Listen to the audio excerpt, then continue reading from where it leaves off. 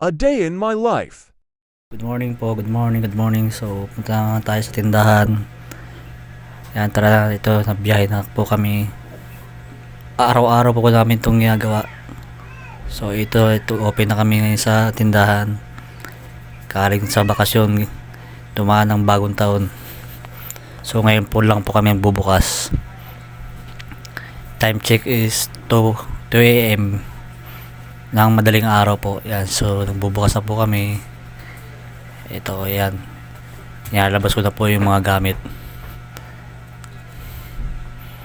So, bago kami makapagluto, labas po muna namin mga gamit. So, piniprepare po na namin. Yan, nilalabas po yung mga bangko.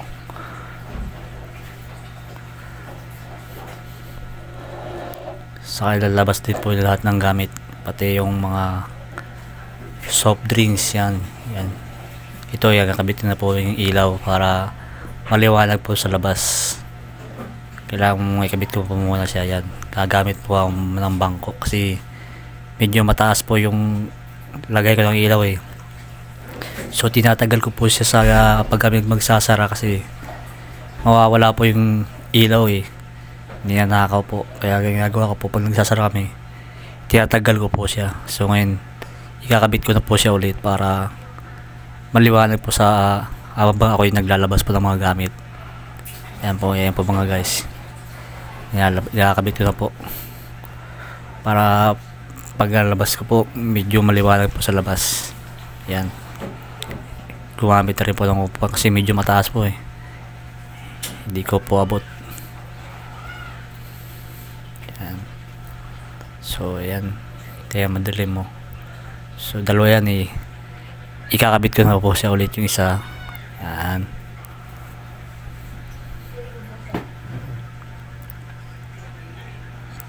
Talagang bago kami matapos sa pagpe-prepare, medyo matagal ang proseso pa para sa pag-ayos. Yan. So yan, may liwanag na.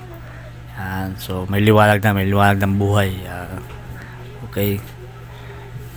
Yan. Yung isa naman hindi umilaw eh. So yung isa hindi umilaw, siguro baka hindi abot yung pinakang ano niya.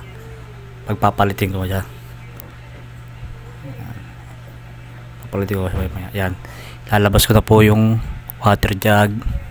Yan, yung mga bayang gamit. Yan, ito yung soft drinks. Lalabas ko na rin po siya. Yan. Marami po yan. Marami pong ilalabas. Yan, so yan, nagkapagbukas na ako. Yan, ayos ko na po yung mga pinto, yung panara.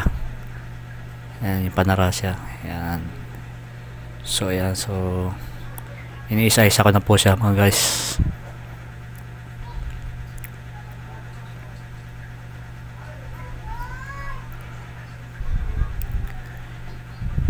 Yan. Yan, no.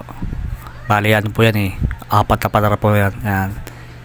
So, yung panara na matagal na siguro po yan.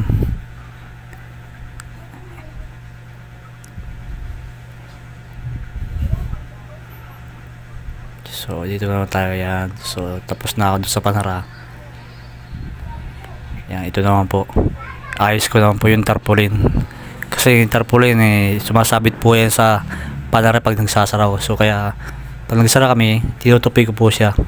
So, pag nagbukas, pinabalik ko po ulit siya. Ayan.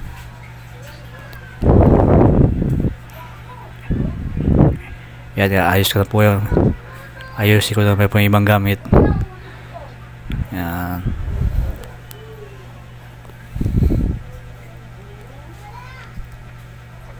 Yan, ito naman po ang aking ayusin. Yung exhaust fan. Yan.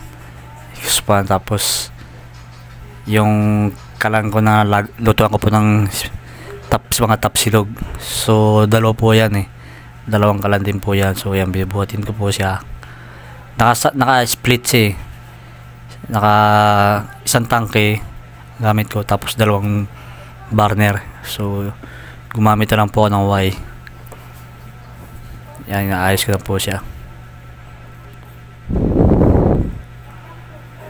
Kaya bago po talaga makapagluto, Ang dami po pong dapat gawin. Ang daming proseso pa.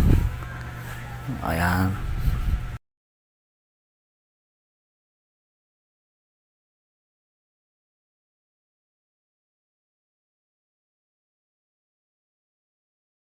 Okay. Thank you po for watching. Please subscribe po. Thank you guys. Bye bye.